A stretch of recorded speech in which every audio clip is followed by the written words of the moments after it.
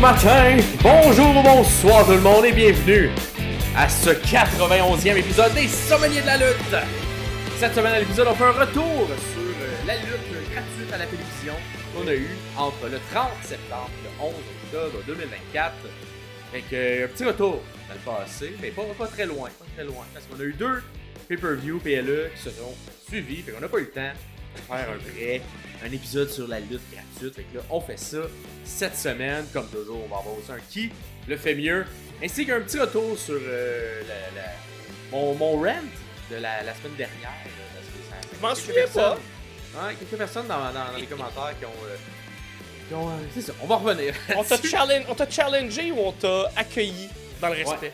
Ouais, exact. Il y a un peu des deux. Fait que je suis Max Ferriard et je suis en compagnie de Monsieur Insomnie, Monsieur Pierre Gaston. Comment ça va, Pierre?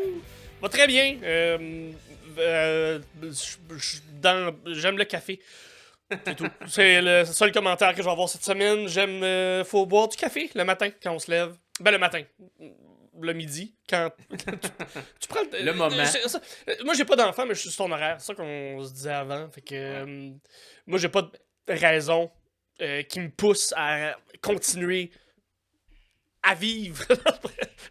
Ma tête a été là, mais c'est pas ça du tout. Là. Mais oui, c'est ça. J'écoute Friends pour passer mes nuits, j'imagine. Ouais. Deuxième écoute, puis c'est correct. Correct. Ben, moi, j'ai toujours été plus un fervent défenseur de Seinfeld. Je me suis jamais tapé les Seinfeld. Ah, ben là, faut que tu te tapes les Seinfeld parce que c'est comme une version plus punchée de Friends. Ben oui, j'imagine que c'est des humoristes qui ont écrit. Exact. Mais tu sais, c'est le même sentiment quand tu regardes les épisodes. Ouais. Mais moi, j'ai toujours. Ben, tu sais, je pense que ça dépend de chaque personne. Il y en a qui aiment un petit peu plus les histoires, les relations entre les personnages entre Friends. Moi, j'aime plus le côté absurde qu'il y a dans Seinfeld, dans les situations. Fait que j'ai toujours préféré Seinfeld lorsqu'on compare les deux. Moi, je suis plus How I Met Your Mother. C'était ça mon. Ouais, mais c'est un petit peu plus tard. Ouais, c'est ça. Exactement. Mais mettons, quand les deux Friends et Seinfeld s'affrontaient, j'étais plus team Seinfeld. Ouais. Vous, pouvez nous le dire dans les commentaires, vous êtes plus Seinfeld ou Friends. Moi, de mon bord, écoute, il y a plein de choses. Je pense, je sais pas c'est quoi qui va plus me marquer. Je pense qu'il y a un nouveau DLC du jeu vidéo Brotato. Tu connais-tu ça? Non. C'est un petit jeu vraiment simple, pas très cher. Je pense que ça coûte genre même pas 5$ là, sur Steam, sur l'ordinateur, si vous le voulez. Puis t'es une patate, il faut que tu te battes contre d'autres gens. Fait que si tu connais le jeu Binding of Isaac, ça ressemble un peu à ça, là. C'est un bullet hell. Puis genre, tu fais des améliorations, puis c'est roguelike. Fait que chaque fois que tu avances d'un niveau, ben, tu peux prendre des améliorations, pis tout ça. Fait que j'aime bien ça. Ils ont sorti un nouveau petit DLC. Qui vient voyager dans l'abysse. Puis là, ils font un test gratuit. Là, je pense que c'est terminé, le test gratuit, au moment où on se parle pour vous.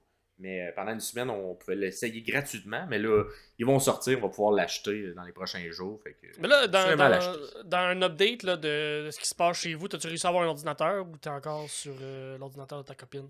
Encore sur l'autre ordinateur. Ouais. Fait qu'on est en stand-by parce que là, il y a quelques gros paiements qui rentrent ici et là. Fait que là, on est comme en attente des assurances toujours. Fait que, gestion de budget. Ouais, je vous épargnerai. Ça, c'est les détails plus plates de ma vie.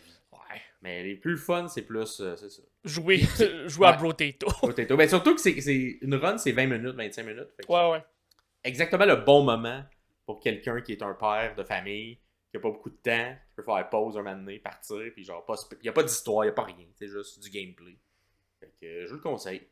Et sinon, ben, dans les commentaires du public, un peu comme je l'ai dit tantôt, la fin du match Moxley-Danielson, elle a fait réagir. Fait que d'abord, dans nos propres commentaires, puis en général, ça a fait réagir. Fait que d'abord, sur YouTube, on a Johnny Play qui a donné un 4.5 sur 5. Tout était bon, mais il a vraiment pas aimé la fin après le match. Et là, ça en est suivi un débat un peu avec Pierre-Paul sur le fait que, bon, la fin, c'est-tu bon, c'est-tu pas bon? On sait pas trop. On défend quand même la fin du côté de Pierre-Paul parce qu'on voit au bout de la ligne une bonne storyline, un bon payoff de tout ça qui va permettre à Bryan de peut-être revenir triomphant dans un futur match. Puis, le plus gros quelqu'un est au-dessus? Ouais. Exact. Est-ce qu'il y a peut-être une force en présence au-dessus de Moxley qui contrôlerait ce clan-là qui va nous arriver dans les prochaines semaines. Bon, on va voir. C'est quand même des bonnes hypothèses. Puis on a également, dans la même idée, Ellie qui m'a écrit dans mes DM pour me dire qu'elle écoutait les gars de Busted Open, puis eux, le finish, oui, ils trouvent ça choquant, mais la fin laisse la porte ouverte pour justement... Fait, un peu avocat du diable. Là. Tout le monde est comme, là Max, pourquoi tu capotes sur cette fin-là? Fait que, est-ce que, quelques jours plus tard, l'avoir vu, je change mon idée? Et non. Est-ce que tu doses ton idée? Je la dose pas non plus. Je persiste et signe en disant que c'était pas le bon choix à faire. Parce que moi, comme un peu je l'ai expliqué la dernière fois, je trouve que toute cette histoire-là peut être racontée sans la tentative de meurtre et le beatdown, au point où on scelle une civière pour sortir Bryan Danielson. Tu sais, dans la compagnie qui se défend en disant on est là où les meilleurs lutteurs luttent, et on finit avec un truc overbook d'un gros sel de civière, car on le sait, il est pas mort là, pour vrai. Moxie tente pas de le tuer pour vrai. Tout ça est dans l'histoire de tout ça. Et là, c'est un lutteur lutte qui met fin à sa carrière à temps plein. Et qu'on finit avec un gros booking comme ça, particulièrement dans cette compagnie-là. Non, je trouve ça très, très mauvais, très court-termiste. Le but, c'était d'aller chercher des réactions. C'est ta ceinture principale. Je trouve que ça fait pas de sens avec ce que tu vends comme produit, tout ça. Moi tu sais, tente le beatdown, tente tout ça, mais fait que du monde arrive plus vite, défendre Bryan, puis que Bryan puisse prendre sa clap. T'as pas besoin de raison pour le faire sortir 6 mois, là. Il l'a dit qu'il tombait en partiel. Ouais, c'est ça. T'as pas besoin d'une raison pour le faire sortir du ring. C'était déjà connu de tous dans la vraie vie qu'il s'en allait. T'es dans l'état natal aussi de Bryan. Tu veux que les gens sortent de là en ayant un feel-good moment, même si c'est après sa défaite. Tu fais genre, oh, let's go, on t'a aimé, puis ça met un peu de bombe sur la plaie de le perdre. Fait que... bref, non, je suis pas d'accord avec cette décision-là. Moi, je démarre pas de ça. Est-ce que si on revient avec quelque chose qui fait plus de sens, ça va apaiser? Non, parce que au final, je pense toujours aux gens qui sont dans la salle, moi, quand on écoute la lutte. Puis vous le sentez, tu sais, quand on analyse les matchs, tout ça, on parle souvent de le feel du public à ce moment-là. Parce que des fois, c'est un bon match qu'on va réécouter 6 mois plus tard. Mais à l'intérieur de la soirée, il était peut-être juste pas à la bonne place. Puis la foule, l'énergie n'était plus là. Fait que pour moi, c'est important de construire le spectacle en fonction que le show se termine puis que tout le monde reparte semi de bonne humeur. Puis s'ils repartent pas de bonne humeur, ben ils sont comme hey, on a vécu quoi qui est historique. Et ça, j'avais l'impression que c'était juste du cheap eat un peu. Ni un ni l'autre. Ben, c'est ça. Dans le but de faire réagir, mais pas faire réagir pour les bonnes raisons. Puis j'ai pas l'impression que personne va faire genre hey, je suis donc content qu'elle ait fini avec cette histoire-là boboche qui, selon moi, va pas mener à rien d'autre parce qu'on a eu le gros beatdown sur Tony Khan et le truc de CM Punk et tout ça qui finalement a rien servi également à long terme. Même si au moment où c'est arrivé, les deux on l'a défendu. On était comme hey, c'est une vraiment bonne idée si on rentre un espèce de NWO à l'intérieur de ça. Finalement, qui est jamais arrivé finalement, les Young Bucks se sont effacés puis... Exact, The Elite n'a jamais pris un contrôle ou pris un tournant de cette manière-là. Là, on tente une genre de storyline de la même manière encore.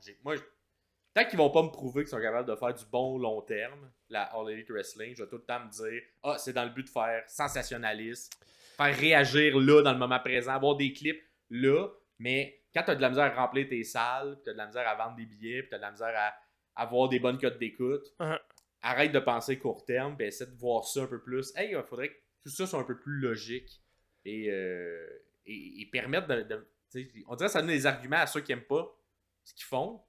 Puis en même temps, ça enlève tes fans que tu as déjà qui sont là vraiment juste pour la lutte. Fait que dans les deux cas, je trouvais que c'était bizarre comme fin. Surtout pour Bryan Danielson, surtout pour la compagnie dans laquelle il était. Et c'est ça, là, que Bryan soit d'accord ou pas, ça ou tout, souvent on me donnait cet argument-là. C'est Bryan qui a décidé de faire ça, mais ça change que... Qui a décidé ou qui a accepté, je m'en fous. Mettre en charge des lutteurs dans le côté créatif, ça n'a jamais été bon. Il y a une poignée de personnes, de lutteurs qui ont été bons pour se booker eux-mêmes. Je pense à Punk qui était bon pour écrire ses propres scripts et se donner comme un scénario de 18-20 semaines qu'il donnait au booker. Puis il était comme, hey, pouvez-vous faire ça?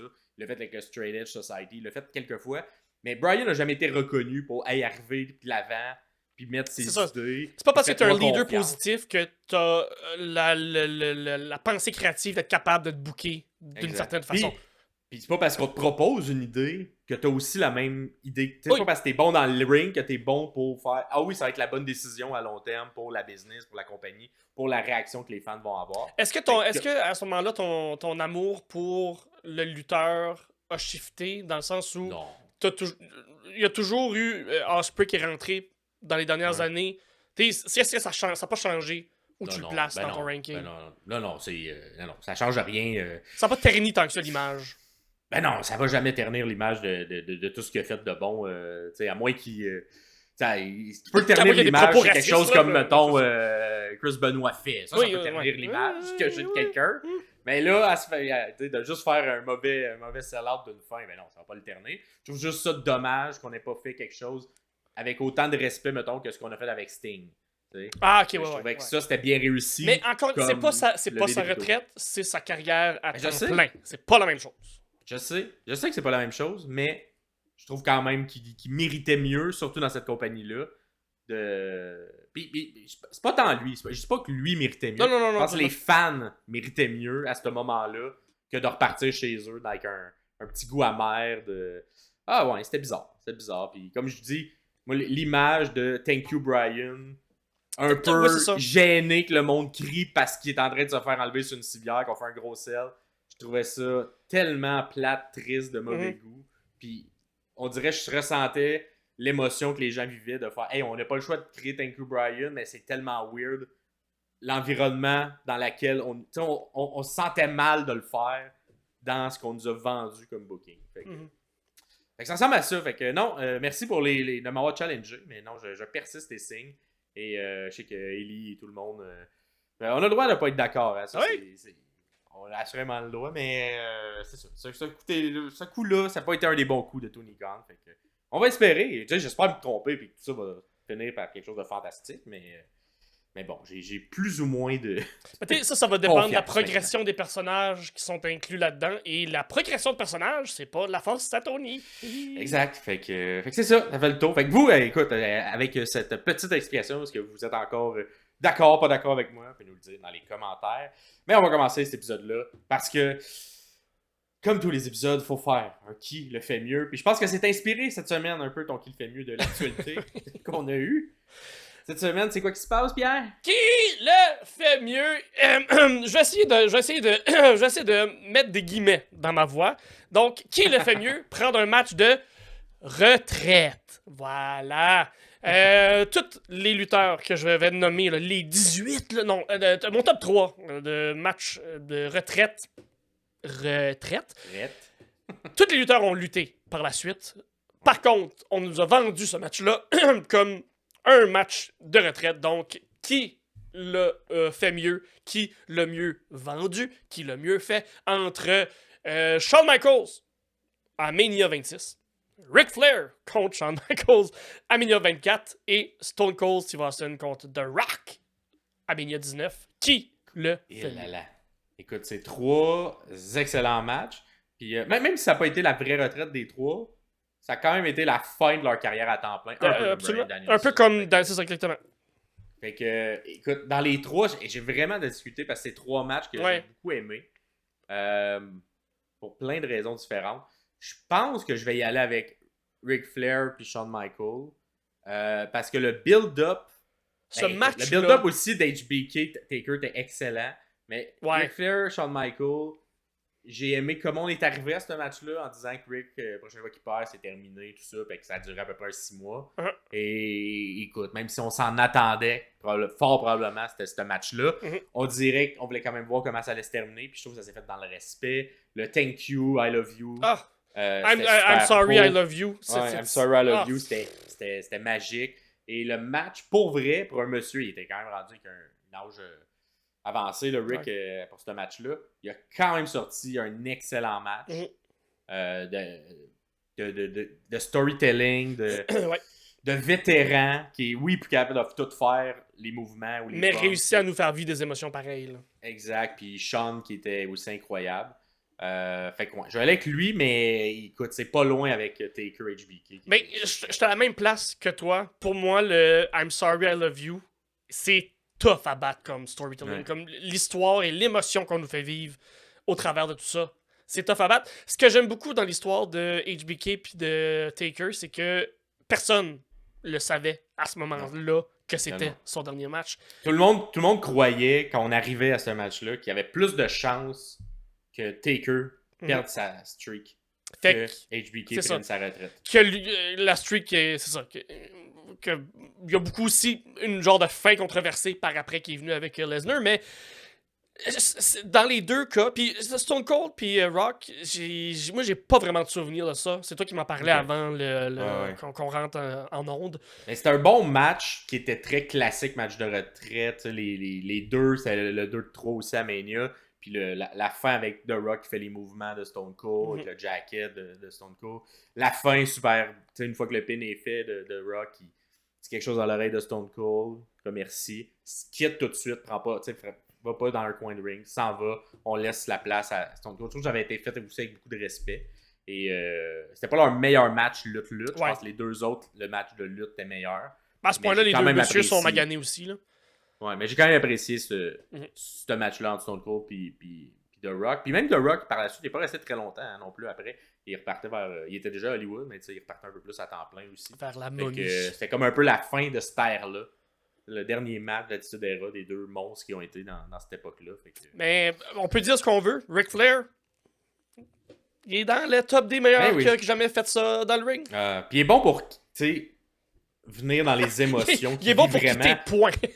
Ouais. Non, mais il est bon, tu sais, les larmes qu'il y avait, tu sentais que c'était réel. Ouais. C'était réel, même si c'est de la lutte, mais tu sais, ça y faisait quelque chose, puis il nous le faisait bien transmettre toute cette émotion-là. Absolument. Fait que, non, c'est un super bon match qu'on vous conseille. Regardez sur la chaîne de la WWE, parce que je sais pas pourquoi, depuis 3-4 ans environ, est vraiment moins restrictive, la chaîne YouTube de la WWE. On met les matchs, et ce match-là, Ric Flair à Mania 24, est là au complet. Donc, on dirait qu'on a ouvert un peu notre livre, parce qu'avant, on avait un network. Ouais. Le network existe dans quelques pays, mais n'existe plus aux États-Unis. Fait qu'on dirait qu'on a ouvert un peu plus les livres dans des matchs, justement, mémorables comme ça. D'après moi, les trois sont probablement là. Je sais que celui de Ric Flair y est. Fait que vous pouvez aller le voir au complet si vous ne l'avez jamais vu. C'est vraiment un excellent. Je pense pas que Shawn Michaels puis non, c'est non. Je pense à l'autre match qu'ils ont eu avant là. Le match où Taker se pète le cou dans une dive là, mais lui il est pas là. Mais bref, mon commentaire est pas tant pertinent et pas tant pertinent. Mais allez les voir si vous les avez jamais vus, ça vaut vraiment la peine. Je crois ces trois matchs-là. Et maintenant, on y va avec notre retour sur ces genre une semaine et demie de lutte. Et on va commencer ça avec le Raw du 30 septembre. D'abord, on a eu, dans les moments que j'ai notés, on a eu un match Kofi contre Gable. Si on se remet dans le contexte de tout ça, là, ça c'est avant Bad Blood, c'est avant le pay-per-view. Fait que il y a peut-être des affaires qu'on fait comme on sait où ça s'en va. Oui. Ouais. On le sait, on est retourné dans le temps nous autres. Là. Back to the exact. future. Oui, exact. Puis même si on sait où ça va, des fois, la lutte, on se concentre sur la lutte, et c'était de la bonne lutte. Ouais. Fait un excellent match entre les deux. Gable a vraiment pris ce match-là sur ses épaules, comme il est capable, là, on s'entend. Ben oui. Kofi est pas, il est encore bon, mais il est plus à son prime, là, comme il était dans les années. Et c'est Gable qui prend vraiment il fait super bien paraître en fait Kofi tout le long. Gable est excellent pour vendre les coups, pour se pitcher par en arrière, pour avoir une impression que son adversaire est tellement très puissant. C'est un peu à son avantage, son désavantage, parce que un peu comme Ricochet, il est un peu mis à l'intérieur de la WWE dans une case où faire valoir ou pour monter des gens, pour les faire propulser. Ce qui est peut-être moins vrai avec Triple H, j'ai l'impression. C'est un peu moins vrai, mais c'est encore vrai parce que dans ce match-là, on met jamais ces gens-là très haut sur la carte à moins d'avoir vraiment quelque chose d'extraordinaire. On a Sami Zayn qui est un peu aussi dans ce modèle-là à l'intérieur de la WWE. Fait que Gable est excellent pour ce match-là. Il y a eu une belle fin également avec Xavier à la fin qui tente d'intervenir pour aider Kofi, mais finalement, il essaie de pogner le pied de Gable, ça le déconcentre, mais de l'autre côté, Kofi s'en allait faire son finisher, son Trouble in Paradise. Fait que là, ça enlève la synchronicité de ce mouvement-là. Fait que Gable, ça lui permet de reprendre le contrôle du match, d'enchaîner son Chaos Theory, qui est son fameux German Suplex qui se termine en pont. Là. Moi, il fait longtemps que je suis pour le fait que ce soit un finisher. Oh, oui. Enfin, ils l'ont mis en finisher. Ils ont même donné un nom, Chaos Theory. Fait que il gagne comme ça pour la victoire. Puis à la fin, évidemment, Xavier, on va continuer de vendre cette histoire-là entre les deux. J'aime tellement cette histoire-là. J'aime tellement cette histoire-là. Là. Xavier mérite exactement ce changement de personnage-là, puis nous montrer une autre facette de tout ça. Là. Je sais pas où ça va aller, jusqu'à où ça va monter. Mais tu sais, si on s'en va vers peut-être un titre de mid-card, tant mieux. Ben, j'espère. Un titre solo, ça serait le fun. Ensuite, on a eu un segment micro pour construire la rivalité qui, depuis quelques semaines entre Sami et Gunther. On va arriver la semaine d'après dans le match en Oui, parce qu'à ce moment-là, on ne sait pas qu'à Crown Jewel, ça va être champion contre champion. Là. Exactement. Donc, on amène... ce que j'ai aimé beaucoup de cette promo-là entre les deux, c'est que Sami amène un peu le côté personnel, réel du personnage de Gunther, qui est très lutte-lutte, mais qui est pas très... tu sais, le personnage, il n'y a pas de profondeur tant que ça. Tu sais, c'est très un personnage de façade, Gunther, et la manière que Sami amène ça, le fait que tu aies perdu contre moi, que ton père il était à WrestleMania, que tu as sûrement eu la honte de ta vie parce que tu peux pas l'accepter que tu perds contre quelqu'un que tu considères vraiment moins bon. Tu sais, Gunther qui te dit « Ah oui, j'ai été déçu, je me sentais humilié que mon père voit ça. Puis c'est pour ça qu'on m'a pas revu dans le mois qui a suivi parce que ça a été trop dur. » Fait que tu sais, on justifie pourquoi il a été sorti de l'écran, kayfabe. J'ai vraiment tout aimé parce que c'est comme expliquer un peu de l'histoire qui a eu lieu dans les derniers mois. Ça permet aussi de rendre le fun crédible, un peu plus crédible, donne de la couleur au personnage de Gunther. Puis c'est pour ça qu'il n'a pas justement demandé de rematch pour sa ceinture intercontinentale. On explique aussi ça. C'est ça. Fait que, bref, tu sais, ça a comme été bien attaché la fin de cette rivalité-là, qu'au final, il est juste revenu pour King of the Ring, puis il a remporté ça, puis il est reparti sur un bon momentum. Oui. Mais il n'y a jamais eu comme la vraie fin, puis là, justement, on construit cette fin-là dans ce rematch-là pour la grosse ceinture. Puis c'est ça, tu sais, selon Sami, ben, il a juste peur de encore être vu comme un loser aux yeux de son père. C'est pour ça qu'il n'accepte pas son match. Son père qui est un nazi. Non, c'est pas fait que là, bref, Sami poke le bear. Il dit que s'il accepte pas, c'est juste parce que c'était un lâche. Puis là, ben, Gunther le pogne pas. Il snap, il beat down. Puis il accepte finalement ce match-là. Fait que une belle histoire construite. J'ai vraiment aimé ça, ce côté-là. Puis par la suite, en backstage, après le segment, ça amenait à rien. Parce que là, on connaît le futur.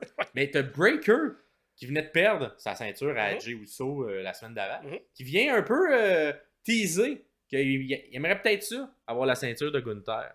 Fait qu'il regarde la ceinture, il vient le voir backstage. Fait que c'est encore amené à rien, mais on met des petites graines encore une fois. Je me projette un peu là, dans le futur. Est-ce que Breaker est en train de faire un face turn présentement?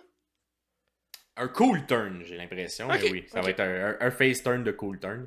Ça se peut. Ça se peut parce que la réaction de la foule est très forte envers Breaker. Puis comparativement à l'ancienne direction, j'ai l'impression qu'on écoute un peu plus. On va organiquement plus aller vers ce qu'on nous dicte dans la foule. Exactement. Puis je pense que WrestleMania l'an dernier était un excellent exemple de ça. Ouais. C'est pas nécessairement quelque chose qui aurait été qui a souvent été fait sous l'ancienne direction.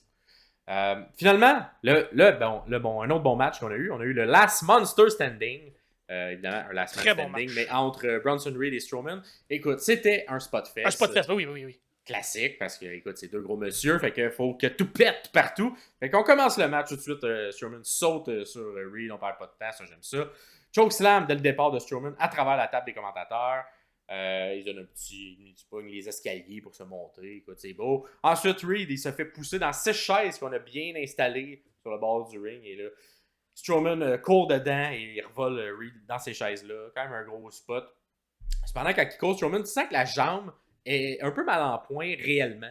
Parce qu'on est quand même en début de match. On n'a pas tant attaqué la jambe à ce moment-là, mais Strowman, il se déplace pas avec agilité tant que ça.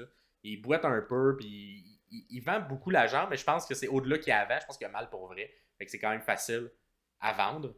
Par la suite, Reed, on s'en va proche de la technique, tout ça. Reed, il side slam Strowman dans 2 tables près de la technique. C'est un gros spot, encore une fois. J'ai quand même été surpris qu'on continue d'y aller avec les gros spots parce que je sentais vraiment que Strowman était un peu plus fragile au niveau des jambes. Mais on s'entend, c'était des spots qui arrivaient sur le dos. On n'attaquait pas nécessairement les jambes de Strowman. Par la suite, Reed, on retourne proche du ring. Reed est à l'endroit où il y a le chronométreur puis la personne qui sonne la cloche. Reed fait une mise en échec à Strowman dans la barricade. La barricade à pète. Il se relève debout. Là, Strowman, il est dans la barricade où que le timekeeper. Et là, il s'accote sur l'autre barricade où que le public. Et là, quand même un gros effet. Reed, il repart puis il refait un deuxième plaquage. Et là, ça défonce la deuxième barricade qui protège le public. Fait que là, t'as comme du public qui est là. Bon, on s'entend du public. Je remets encore les guillemets dans la voix, oui. Mais j'ai vraiment aimé l'impact que ça a eu parce que, tu sentais que ça prenait c'est un spot qu'on a souvent vu, que la première barricade brise, que la deuxième brise, ça se peut arriver souvent. Et ça a été bien vendu parce que là, quelqu'un jouait quand il s'était fait blesser, tout ça. Là, t'as des gens, des coulisses qui arrivent parce qu'ils sont comme tabarouette, il y a du public qui a été touché. Fait que t'as comme une montagne de sécurité qui arrive, d'ambulanciers pour venir checker que tout le monde est correct. T'as des officiels également qui viennent. Et ça, je trouve que ça a été très bien amené pour un futur spot qui arrive. Fait que là, le match se poursuit pendant que tout ça se passe. Fait que Reed, il ramène un peu Strowman dans le ring. Il fait un tsunami dessus. Puis là, il crie à l'arbitre. Ah ouais, viens compter. C'est un last man. Mais là, l'arbitre est comme occupé avec le public qui est peut-être mort. Ouais. Fait que là, ça va un peu ça. Il remonte une deuxième fois. Il refait un deuxième tsunami. Il commence à crier à l'arbitre. Ah ouais, viens compter. Il se fâche, s'en va pogner du monde de la sécurité, il leur pète la gueule, ramène l'arbitre, pète la gueule à l'arbitre. Là, évidemment, Adam Pearce, il est sur le bord du ring, ça va voir Reed. Il n'a pas le droit de toucher aux officiels. Il pogne Adam Pearce de même, ça va se péter. Tout le monde vient pour essayer de comme séparer Reed et Pearce. Et pendant ce temps-là, t'as Strowman, tranquillement pas vite. On le voit pas vraiment à la caméra, mais il monte tranquillement, c'est la troisième corde. Il regarde cette espèce d'océan d'humains qui tente de séparer Reed et Pearce. Et il se pitch, il fait le plus gros saut de planche, de monstre que j'ai vu. Un beau saut quand même, mais tabarouette. Gros monsieur, là. Un gros monsieur qui se pitch. Il l'a bien fait également. Là, des fois, on fait juste se lancer par en avant. Non, il s'est quand même lancé par en haut pour tomber sur tout le monde. Le visuel est écœurant de ça. Avoir un gros monsieur comme ça qui se pitch. Et j'ai vraiment, vraiment apprécié le booking de comment... Tu sais, souvent, ces spots-là, on les voit venir. Mais j'ai trouvé que ça a tellement été bien écrit pour que ça soit fluide, logique dans le match, qu'à ce moment-là, il y ait tout ce monde-là attroupé autour du ring. Sans qu'on le sente.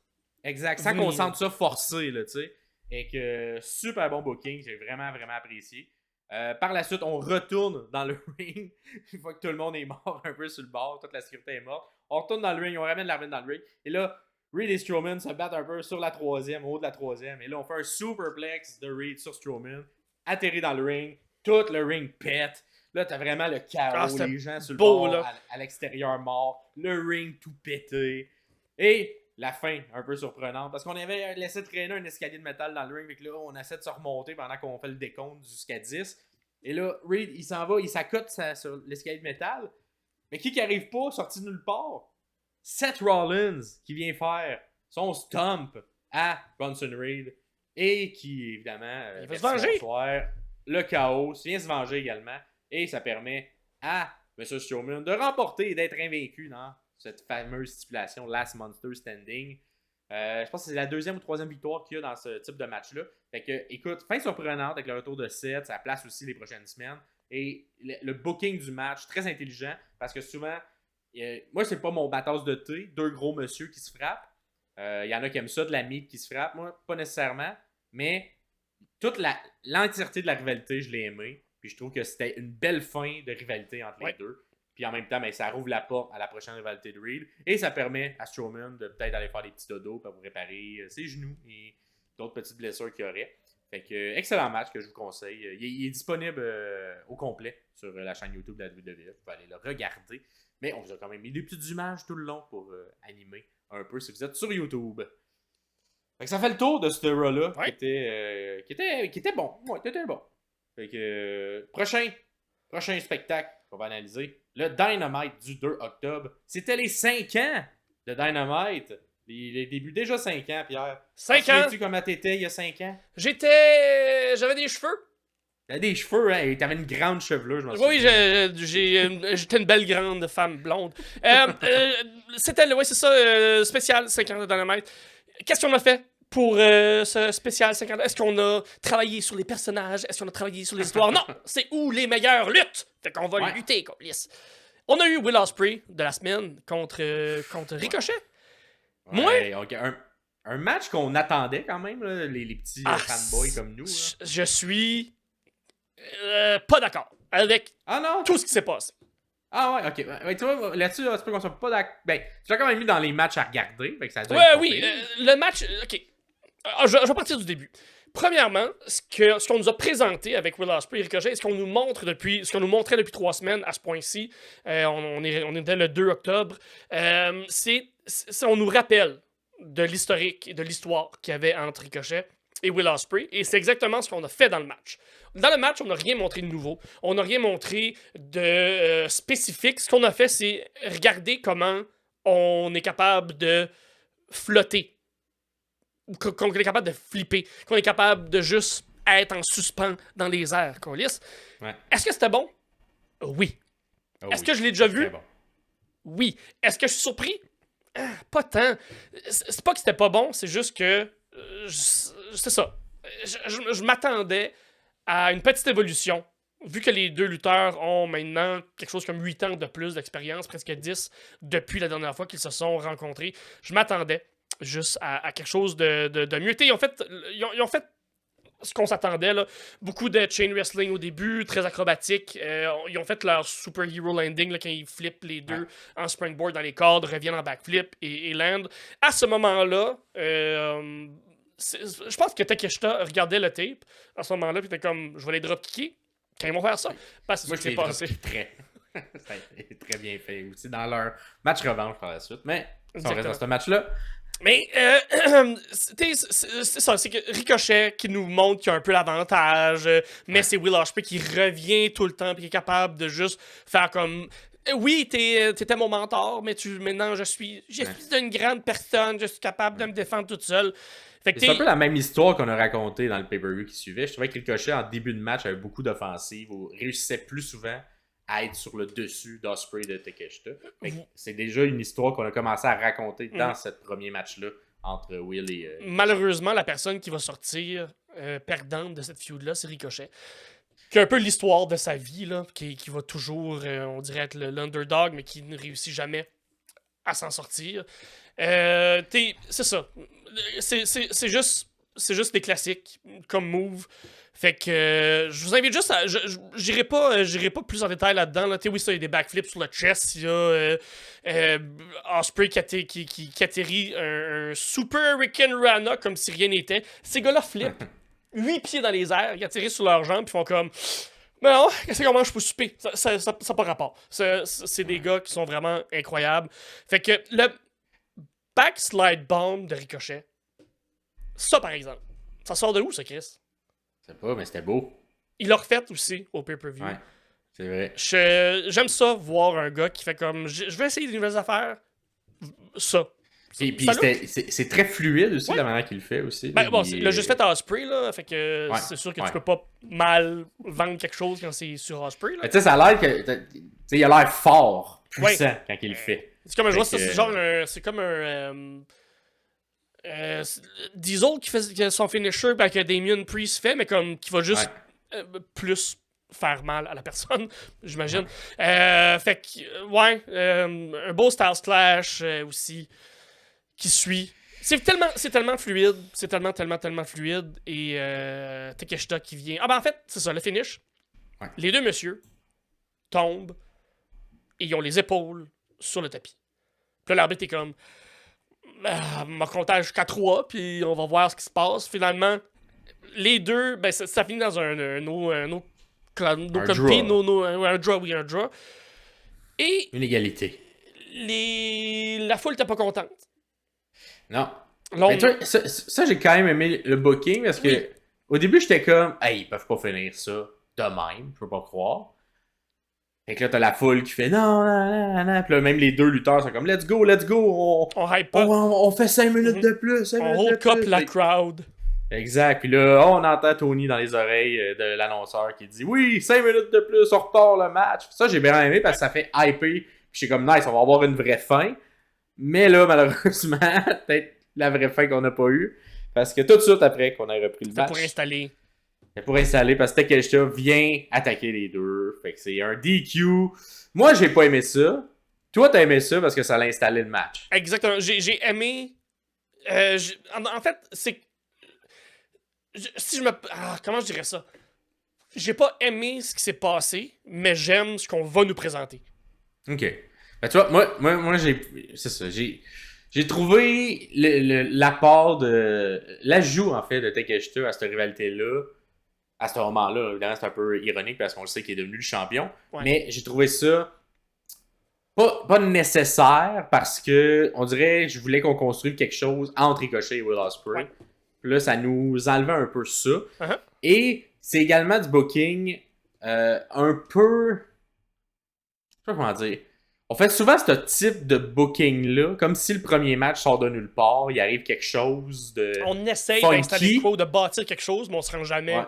Au bout, ouais, mais il arrive tout le temps quelque chose de funky dans ce premier match-là, puis là, par la suite, ça va débouler à des rematchs ou d'autres trucs. Fait qu'il y a eu un peu ça avec MJF, Will Ospreay lors de la run jusqu'à All-In. Fait que on dirait que c'est comme un peu du déjà vu. Tu sais, on dirait que je comprends le pattern un peu de booking. Et j'aurais aimé qu'on aille ailleurs. Peut-être dans un... je sais pas. Peut-être une vraie victoire entre un ou l'autre. On n'a pas voulu, on a vu protéger les deux.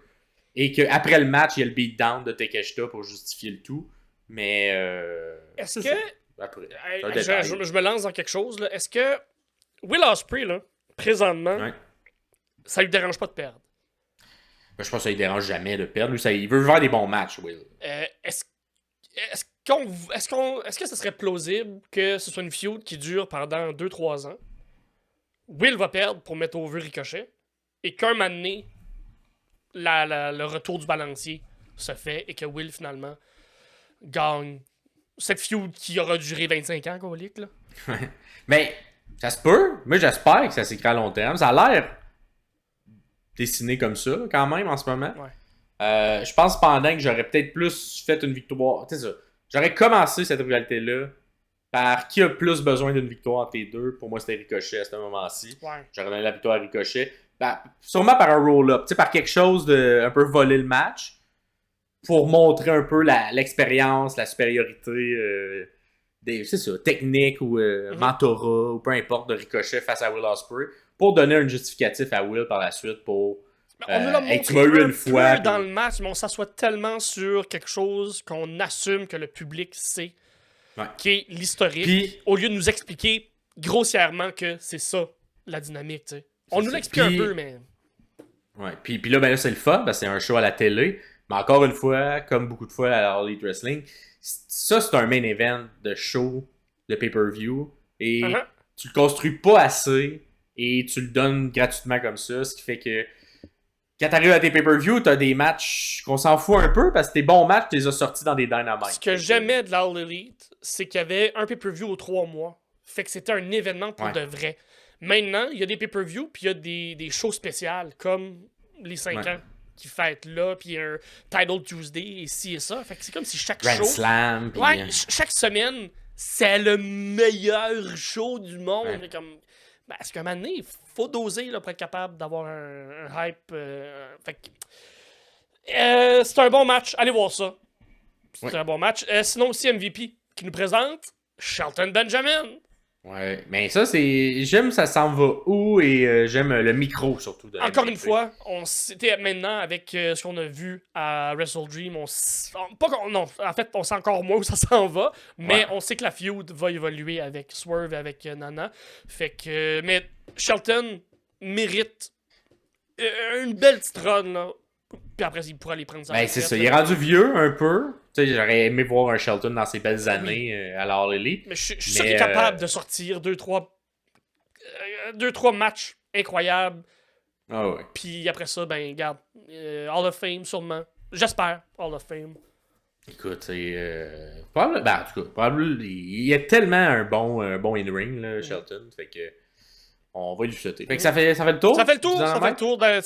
C'est dur de s'accrocher sur quelque chose qui est pas là, finalement, parce que Ouais. c'est où les meilleures luttes, mais c'est que la lutte peut devenir très éphémère un moment donné, et on s'accroche. Ce qui est le fun avec la lutte, c'est les histoires qu'on veut suivre. La WWE nous montre Ben, exactement c'est ça qu'on va se rappeler à long terme. Voilà. Fait All que, Elite. Ah, il y a eu un bon match. Le reste de la carte, m'en souviens même pas. ben, c'est sûr. Fait que, parlant de reste de cartes, on va y aller avec le SmackDown du 4 octobre 2024. Un SmackDown qui était peut-être pas le meilleur, pour vrai. Il y a eu des petits trucs, mais rien d'ultra mémorable, justement, qu'on va se rappeler longtemps. Fait que d'abord, on a eu l'intro avec le retour d'AJ Styles. Ouais. Que j'ai... Écoute, c'est-tu kayfabe, c'est pas tu kayfabe, ce qui va se Hey, passer par la je sais suite. pas, c'est dur à analyser ce bout-là. C'est vraiment dur à analyser, mais j'ai vraiment aimé l'intro entre AJ Styles, Carmelo Hayes qui vient un peu le défier, LA Knight qui vient également le défier en disant hey, c'est le gagnant de vous deux. Je suis sûr Hayes est pas capable de battre AJ Styles, tout ça. Bon, s'ensuit le match entre AJ et Hayes. Une blessure, Moi, je peut-être pense- vrai, peut-être pas je pense vrai, qu'il y avait peut-être une un mix petite- des deux. Je pense qu'il y avait une petite blessure. Il a fait son drop sur son genou, powerbomb sur le Ouais. genou et sur sa mauvaise jambe, crise de cave. Puis il a empiré sa blessure, je crois. Ouais. Parce que la fin est un peu précipitée. Ouais. Et là, bon, Hayes a la victoire, un peu surprenamment. Et surtout, c'est le manque de suivi suite à tout ça. Il y a un segment Que t'es- backstage après, mais c'est pas clair non plus. C'est ça. Fait qu'on dirait que je suis comme. En tout cas, c'est pas clair. C'est flou, mais dans tous les cas, AJ Styles, on l'a juste re-eu pour un bref instant parce que semble être retourné sur la touche. Mais il a pour pas été quelques annoncé semaines. pour Crown Jewel? Je Dans sais un triple pas. menace? Avec. Bon, peu importe, Crown Jewel, on n'en parlera pas. On en parlera pas, fait que on verra plus tard. Mais c'est ça. À ce moment-là, c'était un peu bizarre, tout ça. Mais j'ai aimé l'intro promo parce que je trouvais que tout le monde était bon. Puis AJ qui revient en gentil un peu cool, j'aime ça aussi. Ensuite, on a eu le fameux match Dumpster que Michael Cole attendait depuis si longtemps entre Chelsea Green et Michin. Écoute, là, il y a quelqu'un au niveau du script éditeur qui a décidé qu'il se gâtait côté jeu de mots. Parce que Michael Cole, à chaque fois qu'il ouvre la bouche pour dire un jeu de mots sur le fait que ça pue, que quelqu'un pue, que quelque chose est trash, que quelque chose... Bref, du jeu de mots avec la poubelle, il y en a eu. On dirait que c'est Écoutez moi qui ai écrit Michael ce Cole. match-là. Écoute, on dirait que c'était un brainstorm de trouvons le plus de jeux de mots avec le thème poubelle. Ouais. Fait que, c'est un peu divertissant. Il y en avait des bons, des moins bons, mais bon, c'est correct. Le look de Chelsea lors de son entrée était super beau. Elle avait une espèce de grande robe avec des sacs de poubelle qui étaient faits. Fait que bravo pour le visuel de tout ça. Gros spot de Green, comme souvent elle fait dans ses matchs. Elle a comme des matchs comédie mid-card, mais elle sort tout le temps un gros spot à quelque part dans le match. Fait que tout le long dans ses matchs. Et là, tout le long du match, c'est elle qui prend les gros mouvements sur elle. Elle Et évidemment... et Michin, j'ai l'impression qu'ils sont un peu calqués sur la même carrière, dans le sens où ils n'ont pas beaucoup de matchs, mais ils sont capables d'en donner de temps en temps. Pas tout le temps. Mais quand ils sont capables, quand il faut qu'ils en donnent, ils sont capables d'en donner. Mais je suis moins convaincu par Michin. Les dernières semaines ont été meilleures. C'est le dans bouclier le est cas de bon, Michin. ils sont capables de vendre. Mais Chelsea, je l'ai toujours bien apprécié. Moi. Chelsea, Même, son timing est incroyable. Ouais. Puis lorsqu'elle était dans l'autre compagnie aussi, je la trouvais déjà très bonne. Fait que on dirait que je mettrais Green au-dessus de Michin. Oui, je suis quand même d'accord, mais dans le sens où ils sont capables de livrer. C'est des bonnes lutteuses. Exact. Puis le gros spot de la fin, écoute, j'ai eu un petit peu peur parce que pendant un petit bout, j'ai fait il là que ça aurait pu accoter la tête sur le drop. Ça a quand même été bien fait. Puis tu sais, Michin aussi est un petit peu reconnu pour des fois blesser les autres. Ouais. Fait que j'étais content qu'elle se lance pas un petit peu plus loin parce qu'il là que la tête a passé proche de frapper le bord du dumpster dans cette espèce de powerbomb là. Mais au final, tout est bien qui finit bien, pas eu de blessure et ça l'a permis de faire plein de petits moments cocasses avec Chelsea maintenant qui pue, parce que c'est rendu ça son personnage. Et elle l'a même amené en disant hey, les gens ils m'intimident maintenant en me disant que je pue. Et Piper. Fait que, écoute, au bout de la ligne, ça va donner quoi, je sais pas. Mais ça a été un petit bon match comédie, bon quand même in-ring. Fait que... Ça fait évoluer l'histoire entre Green et Piper Niven aussi. Fait que... Exact, un petit peu. Fait que somme toute bien. Ensuite, on a eu un segment au micro entre Bayley, Nia Jax et Stratton, qui mettait également en place le match à Bad Blood le lendemain. Avant ça, il y a eu une petite discussion entre Naomi et Bayley qui installait justement. Ben, à ce moment-là, je croyais qu'elle installait le lendemain. Finalement, Naomi a juste été la hausse qu'on sait pas ça sert à quoi. Mais on dirait que ce petit segment-là pouvait peut-être amener une intervention quelconque de Naomi à l'intérieur du match. Finalement, ça n'a pas eu lieu. Et au niveau de le segment dans lequel j'ai bien aimé que Bayley continue de jouer dans la tête de Stratton avec Nia Jax sur un possible cash-in. Fait que, et on sent que ça vient affecter un peu Jax parce que dans les semaines qui suivent, elle est un petit peu plus rude avec la petite Tiffany à un point où elle souhaite maintenant qu'elle cache au plus vite pour que ça soit pas sur elle, que ce soit sur quelqu'un d'autre, pour qu'elle ne fallait pas tout le temps cette cible dans le dos. Cette semaine, elle disait Liv, va voir Liv. Elle est là. Elle va voir Liv. Et on reviendra, mais j'aime bien cette construction-là. Et finalement, on a eu le match en équipe pour les ceintures par équipe qui appartiennent au Bloodline. Gros spot tout le long. C'était très spot-fest entre DIY, pas Private Party, mais... T'es pas dans la bonne compagnie, là. Pas dans la bonne compagnie. C'est Street Profit. The Smoke, Straight Profit, effectivement. Et évidemment, le Bloodline. Fait que des gros spots tout le long, évidemment. Fatou qui vient faire son Fatou et qui vient un peu remporter la victoire du côté du Bloodline. Sais-tu qu'est-ce qu'il fait, lui? Il fait tout. Il fait tout. C'est un bon enforcer. Ah, ouais. Un très bon enforcer. Et les champions restent champions dans quand même un excellent match, mais c'est ça. C'est Spotfest. Fait que si vous savez c'est un bon mini les gros mouvements. Un bon mini de télé. Exactement. Oui, exactement. C'est un bon mini de télé. Tu sais, les 3-4 matchs. Puis c'est le fun aussi. À Wrestle Dream qui aurait pu être des main events de télé, là. C'est ça. Ouais, exact. Puis c'est le fun pour les gens qui sont dans la salle d'avoir un gros match comme ça, que c'est un ladder match. Ouais. C'est toujours le fun, un ladder match avec des équipes. Fait que allez voir ça.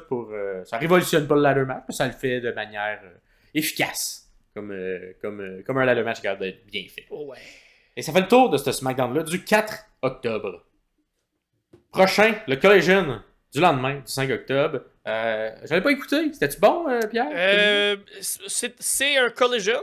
Fait que c'est ça. On va passer vite fait sur ce qui s'est passé. Est-ce qu'il y a eu une progression dans les personnages? Pas tant. Est-ce que la lutte était bonne? Oui, correct. Est-ce que c'est mémorable? Non, pas tant. Est-ce que Collision pourrait arrêter d'exister? Oui. Il y a eu Darby Allin contre Johnny TV. Johnny TV, il fait longtemps qu'on l'a pas vu. Oui. Il est encore capable? Il est encore capable. C'est moins ça, honnêtement. Ouais. C'est moins ça, mais le monsieur... Tu sais, moi, je l'ai connu à Lucha Underground. Je sais pas si t'écoutais le show Lucha Underground dans le temps. Ouais.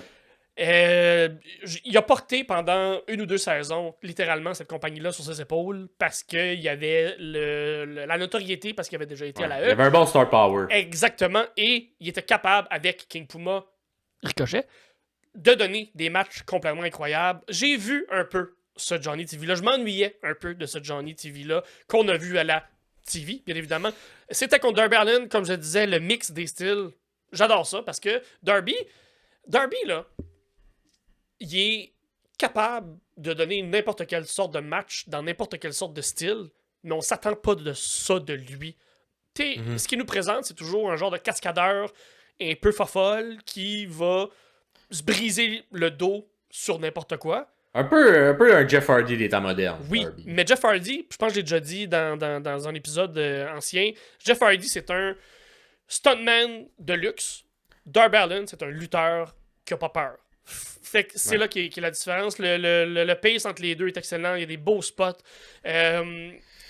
L'histoire qui est racontée un peu dans le match, on essaie de raconter une histoire, c'est que Johnny TV est juste assez fort et acrobatique pour être capable de contrer Allin. Fait que c'est super le fun. Et à la fin du match, il y a un Open Challenge, j'ai battu le monsieur Jonathan à la télé. Fait que je vais passer à autre chose et c'est Brody King qui répond. À ce moment-là, j'étais comme déçu un peu parce qu'on avait déjà vu cette histoire-là. Finalement, on s'est rendu quand même à Wrestle Dream et ça a été ce que ça a été, mais c'était quand même très bien. Fait que juste pour voir un bon Johnny Mundo, Johnny TV, Johnny whatever, le nom qu'il va prendre. John Morrison. Voilà. C'était le fun de le voir dans un plus gros match que juste à Rampage pendant un tag team. Les classiques matchs à 18. Ouais. Ensuite, on a eu un 4-way hologramme contre Commander, contre Action Andretti, contre Nick Wayne. C'est du Lucha 101. Ouais. Tu t'es bon, Nick, là-dedans? Il semble, j'aime le mix de mettre Nick avec tous ces gens-là. Mon petit Honnêtement, Commander et Hologramme shinent beaucoup plus que les deux autres. Que Nick? Ouais. Ok. Ils vont prendre leur spot, sont bien placés, mais on sent vraiment que Commander a le plus d'expérience dans ce match-là. C'est un peu lui qui va prendre le lead ou qui va comme contrôler un peu le trafic. Fait que pour voir des flips, pour voir des beaux spots, il n'y a pas vraiment de botch, mais il n'y a pas vraiment d'histoire non plus. C'est juste on revole partout. Ça vaut quand même la peine. J'irai pas en détail, mais dans cette carte de 2 heures, ce petit, je sais pas, 10 minutes, vaut quand même la peine. Et ensuite, c'était Private Party contre House of Black, contre Top Flight. Un peu le même principe que je viens de dire. C'est le fun de voir Malakai et Buddy lutter. Comme pour Johnny TV. C'est des bons lutteurs qu'on voit pas assez. Qui, des fois, sont un peu enterrés. C'est bizarre qu'on mette Malakai et Buddy un peu plus dans la case horaire de Collision. Parce que, pour les faire perdre contre Private Party. Ouais. Bon, ben, on bâtissait à Wrestle Dream, mais... Exact, on moussait, mais ouais, on dirait quand on met des gens comme ça à Collision, c'est pour les faire perdre, comme si on voulait un peu les cacher. La défaite n'a pas eu lieu à Dynamite, elle a eu lieu ailleurs. Et inversement, les gens comme Private Party qui sont plus mid-card, mais on tente de les construire, là on leur donne des victoires à Collision. Ouais. Et quand c'est l'inverse, quand on voit House of Black à Dynamite, c'est parce que c'est une rivalité ou des matchs où ils vont remporter pour garder l'aura fort. Fait que. Mais je trouve ça plate que Tony travaille de cette façon-là parce qu'on voit clair dans son jeu. Il y aurait une façon. C'est trop prévisible un peu. C'est ça, c'est qu'il y aurait une façon de tout booker ça sans qu'on sente l'écriture derrière, sans qu'on sente que les personnages, c'est là qu'on veut les envoyer. J'ai l'impression, là, je suis pas non plus scripteur de lutte. Bref. Je m'attendais pas que Private Party gagne, mais pour ce qui s'en venait à Wrestle Dream, on s'en allait un peu encore là, la chair à canon pour les Young Bucks. Mais bon match aussi. Il n'y a pas d'histoire, il n'y a pas rien tant que ça. Ce qu'on essaye d'écrire ou ce qu'on essaye d'installer, encore une fois, je mets des guillemets dans ma voix du côté de Tony. Ça marche à moyen, court terme pour se rendre un peu plus vieux parce qu'on est un peu dans l'urgence. Et c'est tout. C'est tout. Ouais. C'est tout. Ben, parfait. Écoute, un petit Collision pas mémorable, mais 0-0. Quelques petits matchs sympathiques. On enchaîne avec le Raw du 7 octobre. 2 matchs quand même que j'ai bien aimé. Écoute, je pense que ça va être mon match, évidemment. Ospreay, Ricochet, c'est mon Ospreay, fait que c'est difficile de ne pas mettre. Mais si j'en avais un deuxième à choisir, et du côté de la WWE, mon match de semaine serait Pete Dunne contre Sheamus. Oui. Écoute, je sais pas, c'était comme dans la suite de Bad Blood, fait qu'on dirait, tu sais, le SmackDown et le Raw avaient l'aura de fin de rivalité à la Bad Blood. Et écoute, j'ai vraiment apprécié ce match-là. C'était un genre de... Quand on s'en attend pas, ils peuvent tout nous donner. On va écoute, Sheamus, là, il y a du banger après banger après banger. La catchphrase qui, au début, je trouvais qu'elle était un petit peu bizarre. Parce que quand il est revenu, j'avais pas dans l'idée que Sheamus était tant un gars qui me sort les bons matchs de la semaine. Mais tabarouette, depuis qu'il est revenu à Montréal, là, en mars dernier, depuis, c'est presque un sans faute. Là. Je l'ai calé il y a 2-3 épisodes. Il sort des bons matchs. Sheamus a compris c'est quoi le personnage de Powerhouse et l'applique très bien. Ouais. Puis là, on est dans un match genre de sans disqualification. C'est une bataille de bar. Là, fait que on a des cakes de bière partout. Écoute, c'est des gros spots. Jeff Hardy n'était pas là. Jeff Hardy n'était pas là, mais tu sais, on peut utiliser des armes, tout ça. Et tabarouette que c'est stiff quand même. Il y a eu un spot là, d'un white noise sur 2 immenses barils de bière où il prend puis il donne puis il drop genre. Tabarouette que ça look, que c'est... Il tape ça, c'est tables à côté. Juste le visuel qu'il a dans les bras puis qu'il s'en va sur sauter. Tu sais, le petit côté, genre, on n'enchaîne pas les mouvements, là. Tu sais, il comprend. Il prend le temps de prendre la pause en haut. L'expérience de ce homme-là. Exact, pour que la foule fasse qu'est-ce qu'il va faire. Il regarde les tables. On a le temps de prendre des shots, on a le temps de prendre des photos comme celle-là. Puis... Exact. Écoute, Tu vois l'expérience, puis tu vois le pace d'un match, le rythme d'un match super bien fait, sans l'expérience de Sheamus dans ça. Don aussi, Mais Don aussi, c'est il a pas comme, Sheamus il a qui comme dirige 12 ans le trafic, mais d'expérience, il est là. bon. Ouais, mais il est bon, Don, puis tu sais, il fait des espèces de coups hyper stiff en fin de match, de coups de tout, là, dans le fond. Il donne des coups de tout et il sort même sa fameuse. C'est quoi, c'est une. Je me souviens jamais genre du nom. Ouais, moi non plus, en tout cas. Le sport, le croquet, genre, une espèce de batte de croquet qui commence à frapper Sheamus dans le dos. Écoute, vous voyez les images, je pense que Sheamus a mis là, sur les réseaux sociaux de son dos. Il est tout pété, un peu comme on a vu souvent, mais tabarouette que c'était stiff. Et la fin du match, quand même surprenante parce que là, t'as Don qui attache les mains dans le dos à Sheamus pour un peu y enlever de la... Puis là, j'étais comme, hey, c'est le fun, on va donner, comme on s'enligne vers la victoire de Don, mais en même temps, le fait de l'attacher les mains, ça laisse Sheamus fort. Mais tabarouette, non, surprenamment, avec les mains dans le dos, road kick d'en face, appuie Don, fait le pin avec les mains dans le dos et remporte le match, une fin que j'ai vraiment aussi amené. Ça amène le personnage de Sheamus au-dessus. Pour vrai, il serait mûr. Il serait mûr pour un shot à Gunther. Oh, Sheamus. que oui. On l'a déjà vu ce match-là, mais on veut le revoir, ce match-là. Il l'a puis c'était excellent, ce match-là. Moi, j'irais. Let's go. Là. Le momentum, il est fort du côté de Sheamus. Amenez-le vers un match contre Gunther. C'est un match que je veux voir. Et là, évidemment, bon, c'est pas ça qui va se passer à Crown Jewel. Mais après Crown Jewel, ça me surprendrait pas que Sheamus parte en direction de Gunther parce qu'il est très, très fort. Je viens de réaliser que le booking de Crown Jewel, c'est pour pas fucker avec les storylines. C'est comme si ça va exister dans sa bulle. Oh, oui, exact. Puis après ça, on passe à autre chose. On n'a pas à build quelque chose vers ça. Ben, fait que contractuellement, on est capable de remplir ce qu'on a signé il y a 8 ans. Il nous en reste 2, gang, là, je sais pas. Mais on va pas chier nos storylines qui est intéressant pour ce qui est vraiment le fun et qu'il n'y a pas du blood money dedans. Mais tu sais quoi? Je trouve quand même que Crown Jewel est mieux buildé que tout les previews de la All Elite. Même si... Ah ouais. Mais pour vrai, c'est fou à quel point la différence t'as à c'est tellement notable. Fait que bref, allez voir ce match-là. Moi, c'est mon match de la semaine. Big Dunn contre Sheamus. Gros match, le fun de ce genre de street fight style, bataille de bar. Fait que allez voir ça. Par la suite, on avait le match pour la ceinture entre Sami et Gunther. Écoute, j'avais des espérances autres. La veille, je me souviens, je t'avais dit, hey, on dirait qu'on build comme si Sami va gagner. Fait que j'attendais ce match-là quand même avec impatience. J'étais comme, c'est là qu'on a le couronnement enfin de Sami pour son premier règne de champion. On n'est pas été là, mais ça a été un excellent match. Le match également, très long match, 2 pauses qui a eu lieu. Ce que j'ai aimé également, c'est le côté de...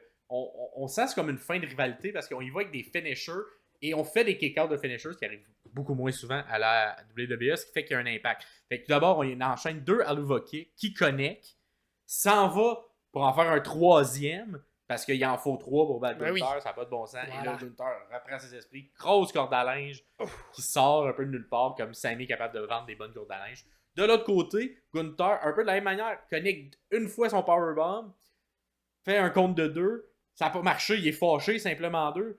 Au 2e, un peu plus tard dans le match, Paclao, il le fait, t'es comme, ça va-tu se venir là? Non, simplement 1. Sami qui kick out du finish de Gunther avec un simplement 1, j'ai popé. Ouais. Et à ce moment-là du match, j'étais comme, tabarouette, ils vont-tu encore avec une histoire où Sami, par sa résilience, réussit à battre Gunther? Je l'aurais tellement pris, mais il aurait fallu que Roman soit champion de l'autre bord pour s'en aller à la Crown Jewel. Cette histoire-là aurait été incroyable. C'est pas ça qu'on nous a montré. C'est pas ça qu'on nous a montré, mais quand même, écoute, mais tu sais, le match, comment il est bien écrit, c'est que j'y crois que n'importe qui peut le gagner. C'est ça, c'est qu'on se sent impliqué dans le match, on sent que. Ah, c'est ok, il y a de l'espoir, là. Peut-être qu'ils vont nous le donner. Peut-être qu'ils vont nous le donner. Puis, simplement au deuxième kick-out à 1, tu sais, t'as Sami qui, tu sais, il hold up, il Sami up. Puis là, la foule, évidemment, il est capable de transporter une foule sur ses épaules. Oui. La foule est de son bord. Puis là, Gunther fait ses faces aussi de celle de « il revient pas, qu'est-ce qui se passe? » Puis là, écoute, il pogne en sleeper et il pogne tête. Il entoure ses jambes comme un anaconda autour de la tête de Sami. Puis il l'évanouit out. Fait que là, on reste la défaite. Avec un Rami, mais avec un Sami fort qui a pas kick-out, qui a pas tap-out. Qui a pas tap-out. Qui a kick-out, qui a pas tap-out et qui a pas été piné. Et qu'il a fallu que Gunther sorte tout son inventaire de prise pour finalement le battre, le mettre à terre. T'as mis quelque chose dans ma tête que je savais pas qui était là. Est-ce qu'on va nous raconter la même histoire qui a été racontée pour l'Intercontinental avec le titre du monde? J'espère. Cette histoire-là. Ouais. Parce que ça se peut, c'est crédible. Ouais. Sami a battu Gunther pour un titre déjà. Fait que c'est crédible. Mais techniquement, on est à 1-1. Fait que dans tout bon booking de lutte, il te faut un match 3. Fait que peut-être ça sera un peu plus tard. Dans Oui, mais dans l'année, peut-être à l'idée- Mania. À Mania, on sait pas. Continuer cette rivalité-là. Tu sais, Sami, es-tu mûr pour gagner un Rumble? Tu sais, il y a comme bien des chemins. Sami, le fun. depuis des lunes, c'est le Money in the Bank qui doit gagner. Ben moi, je pense que c'est ce qui fait le mieux avec son personnage. Ouais. Fait que, tu sais, on va se rendre là où, je sais pas. Ouais, c'est mais quand même dans Money in the longtemps Bank, le ça Money in the reste Bank. une gimmick plus heelish. Ah, je suis pas d'accord. Moi, j'ai vu beaucoup de bons face comme qui mais filment. c'est opportuniste. Surtout quand c'est court. Non, mais quand c'est un catch rapide ouais. après l'obtention de la valise, Ouais. ça marche bien pour un face. Surtout si tu vas cacher contre un heel qui l'a depuis longtemps. C'est vrai. Ça permet de légitimer également le fait que le heel il a perdu, mais il a pas vraiment perdu parce qu'il s'est fait pogner dans ce truc-là. Donc Gunther, oui, ça serait peut- très crédible. Fait qu'on va voir ça, on s'entend, c'est dans 10 Oh, mois oui. si ça arrive. Là, fait qu'on a le temps. Il y a bien de l'eau qui va passer en dessous du pont. Et bien des bons matchs et des moins bons matchs qui vont arriver avant ça. Mais excellent match quand même. Et tu vois, ça, c'est le genre de match qui l'écouter dans le moment présent sans savoir qui gagne. C'est beaucoup plus intéressant parce que t'es très investi comment il raconte le match. Fait que j'ai vraiment apprécié ce match-là.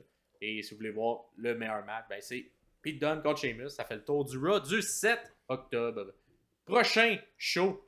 Le dernier de ton côté, parce que le Dynamite, qui était un mardi cette fois-ci. Un mardi, Title Tuesday.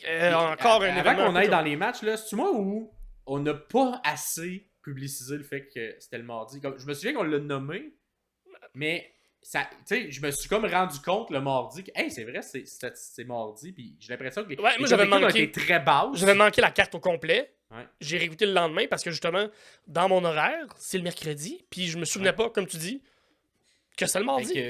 Fait que j'ai l'impression pour. Ça a juste été martelé la semaine avant. Ouais. Ça allait être le mardi. Probablement à cause du World Series ou des séries. Oh, exactement. Tout ça. Fait que, écoute, ça a fait des codes d'écoute phalémiques. C'est une des pires codes d'écoute qu'il y a eu. Puis, tabarouette, moi, je m'en suis pas rendu compte. Puis, je suis ça. Là. C'est ça notre job, suivre la lutte. Fait que si nous-mêmes, on est comme, hey, ouais, ça a passé sous notre regard, imagine les gens qui sont casual.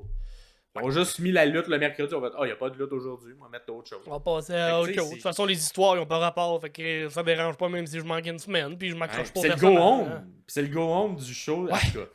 Il y a quelqu'un à l'All Elite dans le département marketing qui devrait perdre sa job. Ou aller aux études. Pour comprendre comment ça fonctionne. Faire de la promo dans le métro, c'est pas compliqué. Calice. Là, quand ils sont venus à Montréal, c'était ça, là, la grosse affaire. Là. Le WWE est placardé mur à mur. Partout. Puis All Elite. Au métro Frontenac, il y a une petite affiche un moment donné. Puis ils viennent de signer pour 158 millions par année pendant 5 ans, tabarnak, ils sont pas capables. Anyway. Est-ce que c'était bon? Encore une fois, c'est où les meilleures luttes. Fait que la lutte est quand même bien. On en a parlé un peu dans notre Go Home Show de la prédiction. de Wrestle Dream, la promo de Darby contre Brody, où Darby était un peu plus méchant. Est-ce qu'il y a un changement de personnage d'après toi? Est-ce qu'on s'enligne vers ça? De la façon que le match a fini, on va encore un Darby très underdog. On essaye de faire un genre de Sami Zayn avec. Parce qu'avec la fin qu'on a eue avec Brian par la suite, j'ai l'impression que non. On va le garder gentil, mais dans cette promo-là, moi j'ai vraiment aimé l'angle qu'ils ont amené. C'était très bon. Ouais, c'est ça, mais c'est un peu. Mais c'est ça. Comme souvent à l'Elite, c'est très bon, mais on fait pas de payoff, on garde pas ça sur le long terme. C'est très court-termiste, leur vision. Donc, j'ai l'impression que ça va mourir où c'est né. Fait que, ça a duré une semaine, c'était bon. Ils aiment nous raconter une histoire qui s'est passée sur l'Indies parce que Tony Khan pense qu'on est tous des geeks à ce point. On l'est, là. Mais il pense que. Nous, on l'est. Oui, nous, on l'est, c'est ça. Mais il y a 100 000 personnes qui vont l'être sur les 850 000 qui vont l'écouter. Fait que. En tout cas, ils visent pas bien. Il a écouté, par exemple, le Collision de la semaine passée. Il a fait comme Hologram, puis Commander, là. Ça marche, ça. Il y a quelque chose qui se passe là. Encore une fois, on comprend que Commander est plus expérimenté que Hologram, même si Hologram est fantastique. On le dit depuis le début, il flotte. La gravité ne s'applique pas pour lui dans ce cas-là. Il y a un dive d'Hologram qui a été fait, Suicide Dive, et c'est comme si Commander l'a attrapé en DDT pour le rentrer dans la barricade. Je pense pas que c'était voulu, mais ça lookait comme ça. C'était vraiment intense. Mais il y a eu un no-sell, fait que c'était pas ça qu'on voulait nous présenter. C'est un match face contre face, fait que c'est plus tough à ce moment-là de faire comme je m'attache plus à un, je m'attache plus à l'autre. Par exemple, pour de la lutte de lucha, ça revole et c'est un peu ce qu'on aime finalement dans ce là-dedans. La division Lucha de la All Elite Wrestling me fait beaucoup penser à la division un peu Cruiserweight à une époque à la WWE. Oui. Puis même Cruiserweight encore plus à la WCW. Où le but, c'est pas les histoires, c'est vraiment juste la lutte. On dirait que c'est pas vendu encore comme ça, comme marketé comme ça, mais si j'étais dans l'équipe marketing de la All Elite, tant qu'à ça, vends-les comme hey, il y en a zéro jamais histoire dans notre division. Ouais, c'est ça. Crée un titre quelconque pour Cruiserweight ou peu importe, qu'on va juste faire des gens qui parlent pas français ou qui aiment pas ça parler au micro, mais qui sont bons dans le ring, puis on les place dans cette division. Mais le TV title de la Ring of Honor, techniquement, c'est ça. C'est supposé être ce genre de pas de feud, parce qu'il n'y en a pas de feud, mais on serre la main, let's go, on va lutter, puis on va voir qui sort le meilleur après ça. Fait que je suis d'accord, mais on peut pas créer un autre titre dans cette compagnie-là. On peut, il y en a jamais assez pour Tony. Ah mon Dieu, donnez-en à tout le monde. Moi j'ai hâte qu'il nous donne notre titre de meilleur YouTuber qui parle de la All Elite Wrestling. On va pouvoir avoir notre ceinture. Le titre des sommeliers. Ouais. Quand même. Fait que oui, Hologram contre Commander. Je vous invite à écouter le match et de prendre conscience de comment Commander est un général. Il comprend un peu tout ça et ça paraît. Il a l'expérience. C'est lui qui prend un peu over. Même si Hologram est esthétiquement parfait dans sa lutte. Commander, c'est lui vraiment qui a l'expérience.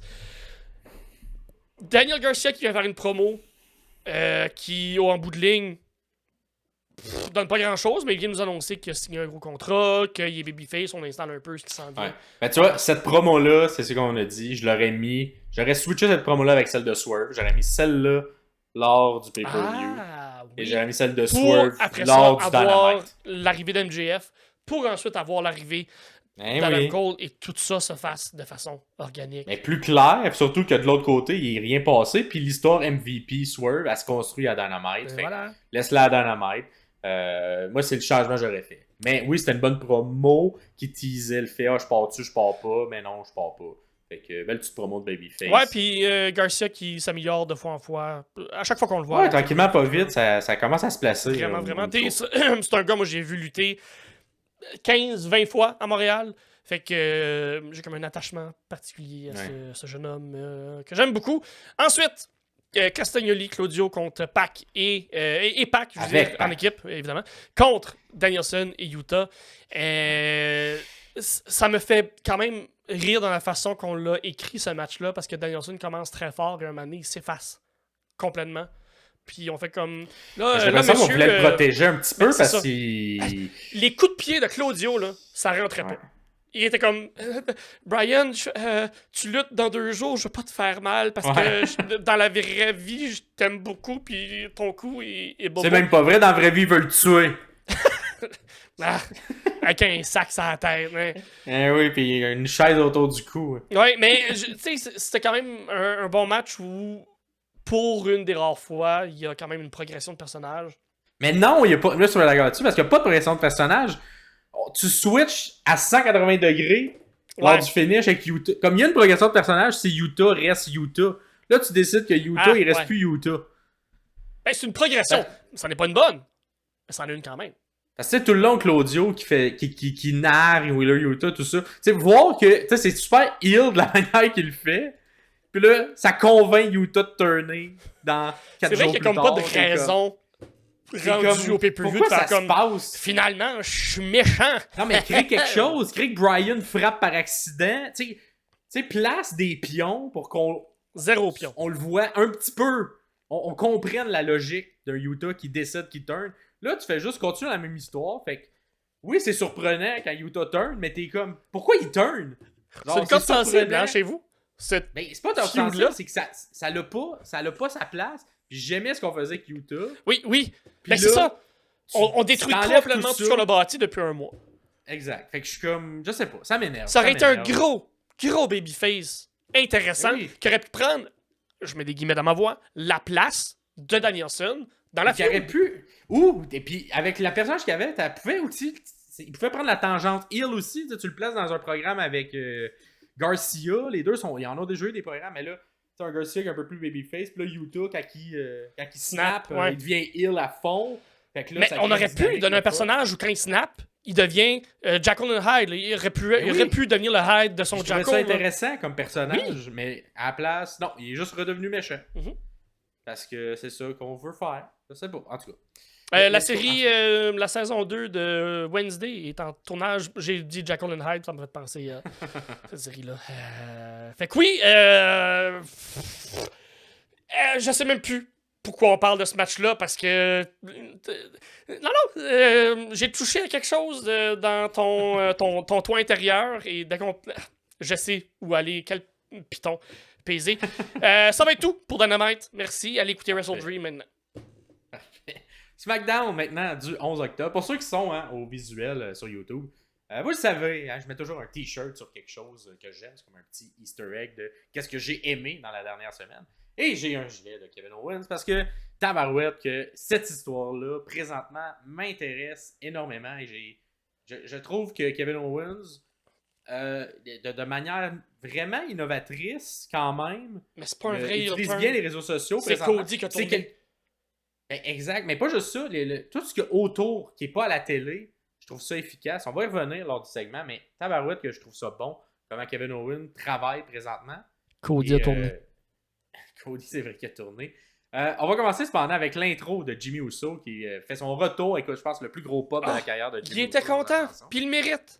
Eh oui, il était content. Il le mérite, je sais pas. Là, moi, j'ai encore à travers la gueule son mauvais match de WrestleMania contre son frère. Ouais. Mais il est content, les gens sont contents. L'histoire du Bloodline, comme toujours à la WWE, est toujours intéressante. Reign arrive après le pop. Ça, c'est une progression d'histoire qui fonctionne. Ben oui, puis qui est bonne, puis on sait pas non plus où ça s'en va. Après, continue, excuse-moi, parce que moi je l'ai vu, puis je t'ai excité, parce que explique-le, puis... Ouais, mais là, Roman il arrive, il dit hey, on est là, il faudrait que quelqu'un soit acknowledge, il faudrait qu'on reconnaisse quelqu'un, mais c'est pas moi, c'est Jimmy aujourd'hui. Fait que là, il donne un peu le props à Jimmy, les gens reconnaissent Jimmy. Jimmy qui fait le move de donne-moi le micro, puis Roman fait comme ah ben non, je te donnerai pas le micro. Ça m'a fait beaucoup rire. Ouais. Et par la suite, ben là, la construction de cette promo-là, dans le fond, ça s'enligne comme on le voit venir quand même depuis quelques temps. Mais, tu sais, il y a des choses que tu vois venir et que tu veux qu'il arrive. Ben, oui, c'est ça. Fait que Jimmy mentionne que, hey, on est pas assez nombreux, on est juste nous deux. Il y a juste moi qui te reconnais comme le Tribal Chief. Tout le reste de la famille, c'était plus le Tribal Chief. Fait qu'on a besoin de renfort. Et quand il dit ça, qu'on a besoin de renfort, toute la foule se met à crier yeet, yeet, yeet, yeet. Mais qu'est-ce que Reign dit? Et Reign, de manière qu'il était pas capable de faire il y a 10 ans, mais qui a pris des cours de théâtre et maintenant, de manière parfaite avec le timing. Il attend que la foule arrête de dire yeet. Il fait no yeet. Et là, mais ça fait pas de lui. Bien joué, ça fait pas de lui un méchant. Ça fonctionne dans l'histoire qui est racontée. Puis c'est de la logique de personnage que tu tournes. Si tu veux tourner, tu peux pas oublier tout ce qui a été créé avant. Et bref, c'est fou la dichotomie qu'on a entre les deux programmes. Incroyable. Parce que l'histoire d'un côté est tellement plus forte. Je pense que la lutte est plus forte aussi de l'autre bord. Mais je m'attache moins à cette lutte-là parce qu'il y a pas l'histoire. L'autre bord, je m'attache pas à la lutte parce qu'il y a une histoire.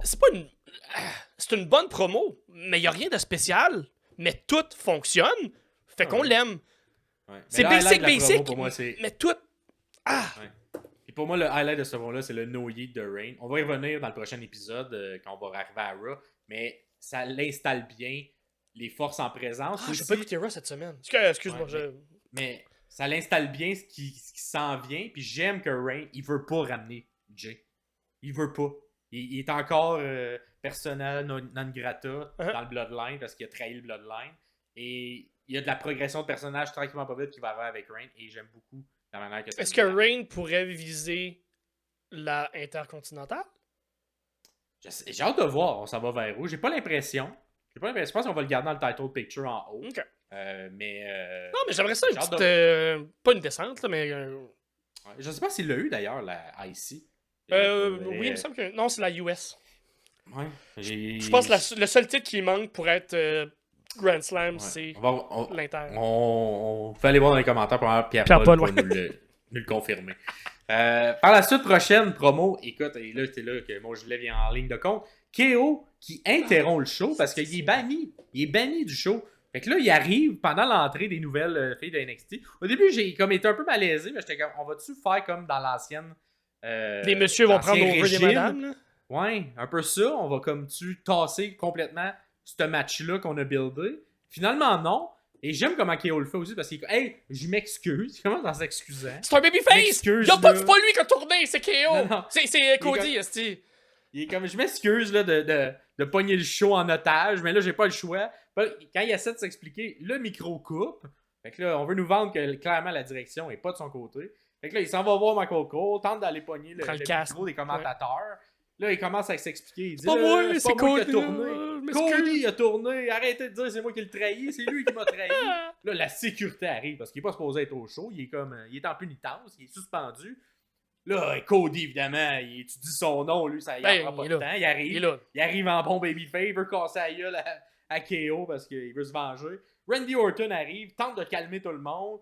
Il repousse un peu KO. KO, il le repousse. Randy fait lâche-moi. Et là, Randy, il snap un peu, commence à frapper. Il y a une des voix dans sa tête qui a fait comme ah, mon esti. Ouais, je le prendrai pas. Fait que frappe, pas un beatdown, mais tu sais, frappe KO. KO un peu saisi, un peu surpris. Comprends c'est pas. Son bon jump depuis plus de 6 mois. Et écoute, le segment se termine un peu dans le chaos. Bon, là, on voulait vraiment nous marteler que Randy était la voix de la raison, tabarouette. À chaque fois, on a martelé cette phrase-là tout le long. Une de ces Je pense que l'histoire veut s'en aller vers ça. Est-ce que Randy est rendu la personne la plus saine d'esprit dans toute cette histoire? Bon, je le note, mais attention, vous le martelez un petit peu trop des fois. Moi, quand on me rentre dans la gorge quelque chose qui est clair. De cette manière-là. Qui est clair, exact.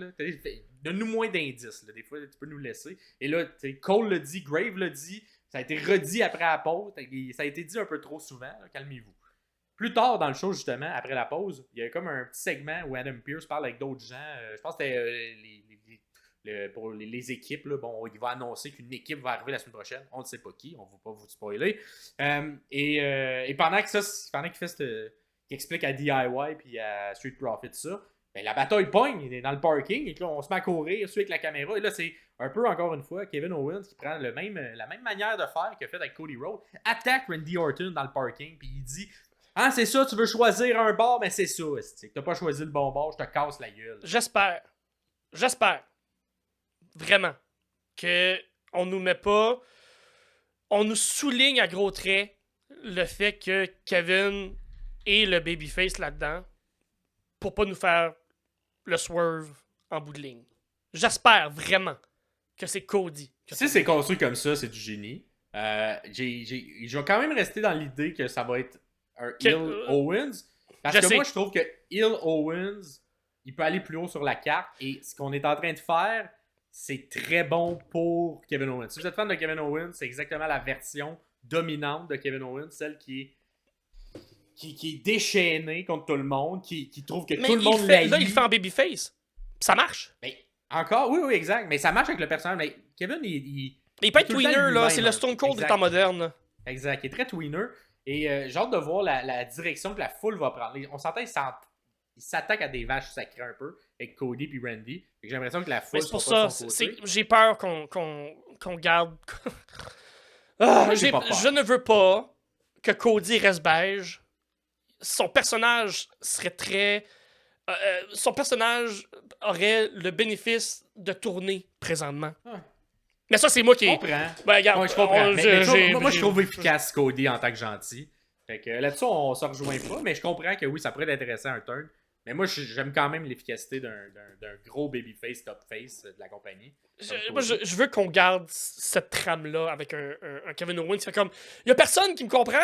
Ouais. C'est Mais eux on les continue méchants, c'est cette pas tra- moi! Je on veux con- qu'on garde cette Attends, trame-là. on continue cette trame-là Je parce sais. que là, Mais attends, on l'inverse, sort. à un moment donné, Kevin va tourner, puis je vais être en tabarnak. Non, mais attends, de la manière qu'on le construit, là, on sort du show. Là. Sur Facebook, présentement, cette semaine, il a posté une vidéo qui est comme dans sa chambre d'hôtel. Il parle devant Carole. Il fait là, je sais pas pourquoi, on veut pas me laisser m'expliquer sur pourquoi Cody, il m'a trahi, puis pourquoi je peux pas donner ma version des faits. Fait que là, je vous le dis, là, j'ai envoyé mon vidéo d'explication à WWE, puis s'ils le mettent pas vendredi en ligne, fait Wow. que SmackDown que vous allez voir demain, s'ils le mettent pas en ligne, je vais le publier sur les réseaux sociaux. Comme ça, vous allez avoir ma version des faits. Et ça, j'aime Cette beaucoup parce que feud-là le continue. personnage... Non mais attends, le personnage de Kevin Owens, à la base, surtout dans la feud, la rivalité avec Logan Paul, il est pas monsieur réseaux sociaux, Kevin. Il est pas j'utilise les réseaux sociaux pour vendre des trucs. Il est très lui-même là, sur les réseaux sociaux. Là. Il va poster des photos de sa famille, de voyages à Disney. Tu sais, il joue pas tant la game kayfabe. Il reste dans un personnage très père de famille qui fait ça pour ses enfants. Mais c'est pas Logan Paul. Là, c'est pas. Il y a rien. C'est pas la Wyatt. Là, il n'y a pas un univers tant que ça à l'extérieur du ring. Et qu'il décide de faire ça dans ce contexte-là. Je trouve que ça vient justifier et ça vient augmenter le fait que, oui, c'est kayfabe là, qui est suspendu, tout ça, mais le fait qu'il décide de prendre ces moyens-là qu'il prend jamais, écoute, je trouve ça vraiment intéressant dans la construction de ce personnage-là. Il décide, hey, j'ai ça de ses réseaux sociaux, mais là, j'ai pas le choix. Il me laisse pas parler, genre. Fait que, gars, je leur donne une dernière chance pour régler ça sur le show, mais si ça se règle pas sur le show, je vais ailleurs. Fait que j'ai hâte de voir, on prend quelle direction. Les deux sont bonnes. Donc, on publie la vidéo ou pas, ou que Kevin doive le publier par la suite. Ça va faire parler du show. Et dans un show qui, on s'entend, on a coupé 1 heure là, au produit de la WWE jusqu'à Netflix. Faut compenser ailleurs. Un petit peu de temps. Ouais. Exact. Ça permet de sortir du temps. Et pour terminer sur le show. Mais après, on a eu le match de femmes qui a quand même eu lieu. Ouais. Fait que dans une autre époque, on aurait juste oublié ce match-là et passé à d'autres choses. Là, on l'a quand même vu. Fait que ça, c'était bien. Fait que ça termine le petit segment Kevin Owens que j'aime beaucoup. Une rivalité que j'aime suivre et que j'espère... c'est ce que j'espérais lorsqu'on a eu le premier match entre Kevin et Cody. Et on s'en va ligne vers un deuxième match. Et je trouve ça vraiment intéressant, cette rivalité-là qui est construite. Ensuite, dernière promo que j'ai bien appréciée, celle de Nia et de Stephanie Stratton. Et c'est là qu'on voit de plus en plus que Nia, elle a hâte. Elle a hâte que tout ça se termine, que la valise soit cachée et pas sur elle. Elle commence à dire qu'elle est forte, personne ne peut la battre, même pas Liv. Et là, tu vois, tu sais, quand on dit, oui, c'est un show qui est dans sa petite bulle lui-même, qui vient pas briser le reste des histoires, mais qu'on construit quand même. Le fait qu'on reconnaisse Liv Morgan, et on est quand même à 3 semaines là, de ce show-là, on commence à mettre les pierres d'assises d'une rivalité heel. Ouais. Parce que les deux sont méchantes, et c'est très intéressant de voir comment ils la construisent, parce que ils la construisent une contre l'autre, mais les deux univers des deux continuent d'exister. Fait que Rhea continue d'exister du côté de Liv, et Tiffany Stratton, Bayley, Naomi continuent d'exister du côté de Nia Jax. Mais on fait quand même un affrontement de face entre Liv et Nia Jax en même temps. J'aime vraiment ça. Évidemment, elle prend Tiffany Stratton quand même rudement par la tête et il dit tu vas cacher à Crown Jewel quand je vais avoir pété la gueule à Liv. Naomi arrive, elle dit qu'elle l'a piné, il y avait un match. Bon, par la suite, Liv et Dom et Raquel arrivent. Très surpris quand même parce que normalement, on est quand même séparés dans les shows. Ouais. On l'est un peu moins depuis que Crown Jewel a été annoncé. En plus, sur 2 heures, ça veut dire que tu rajoutes du monde avec moins de temps. Mais c'est bien amené quand même. Fait que Liv dit qu'elle va gagner, qu'elle est venue pour la regarder perdre. Dom, évidemment, fait sa petite marde comme toujours. Quand on vient de la pause et qu'il y a eu le match entre Naomi et Nia Jax, t'as Grave qui dit, Cole qui dit que pourquoi Grave tu touches les cheveux pendant la pause à Dominique? Ça m'a quand même fait rire. D'après moi, il doit y avoir une vidéo sur les réseaux sociaux de la pause où genre Grave veut toucher les beaux cheveux lisses de Dominique. Durant le match, on a Raquel qui vole la valise à Tiffany. Puis ça, j'aime ça, c'est toutes des dynamiques. Tout le monde est méchant là-dedans, mais qui va être le plus méchant? Fait Raquel vole la valise à Tiffany. Liv, elle la donne à Liv. Liv, par la suite, attaque avec la valise Nia Jax pour lui coter le match. et Naomi pin Nia Jax. Fait que là, on va continuer d'écrire cette histoire-là.